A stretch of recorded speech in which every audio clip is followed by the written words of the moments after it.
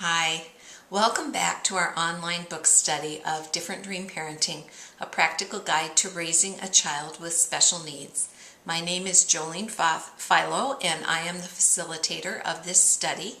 And I would like to welcome you to probably what will be our most difficult discussion of the entire series, because section 5 of the book deals with the loss of a child.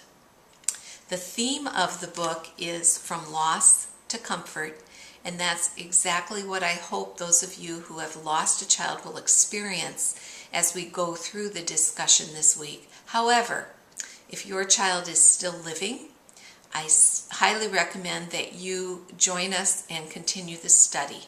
Maybe some of you have a child who's got a terminal diagnosis and you want to talk a little bit about what you're going through now. That's fine.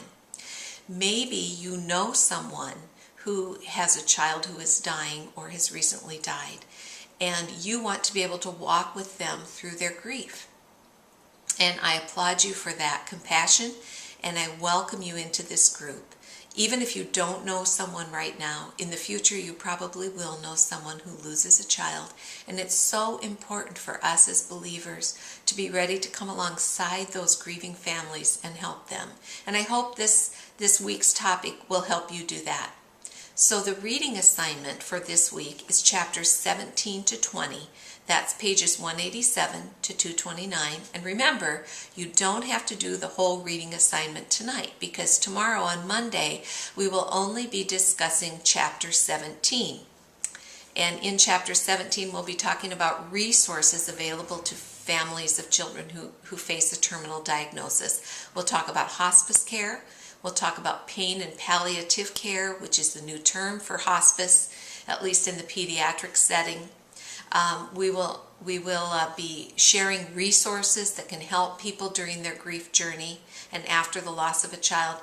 And one area we're really going to hit is books that you know that can help prepare a child for death, prepare siblings for the death of a family member, and any other resources you have that can help kids understand and ease their fears concerning death and answer their questions.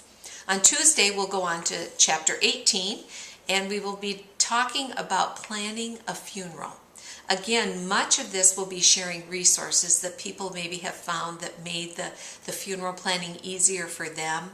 You'll read stories of several families in the book who plan funerals and things that help them make it a meaningful celebration and draw them closer to God.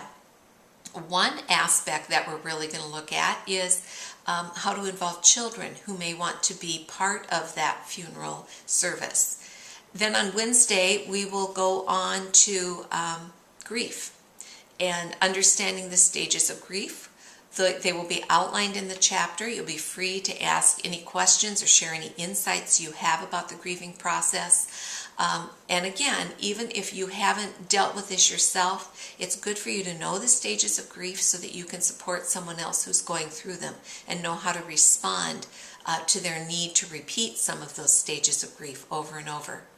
Then on Thursday and Friday, again, we'll be taking a look at the spiritual side of grief and loss, and we'll be going to the Bible on Thursday, looking at examples of parents in the Bible who have experienced the loss of a child. We'll be looking at how they responded to their grief and how that was not a sinful response, but something that God allowed and even shared in when his son died on the cross. On Friday, we will talk a little bit more about scriptures that you have found that have comforted you in your grief, that helped you cling to hope. And we will also talk about, for those of you that have lost a child, the purposes you've been able to see that God had in mind for your child even during his or her very short life, and how your child's life had meaning or purpose, or perhaps about how the short life of a child, maybe not your own, touched you, and you can see purpose and meaning in that child's life. So I look forward again, as I do every week, to hearing your stories, to hearing about the resources and experiences you can share with others who are walking the same path that you've already walked. And I also want to give you a little bit of tip. It'll probably be an emotional week. It'll be a week where there may be tears shed and where emotions may be raw. So it might be good to have some tissues handy every time you log in.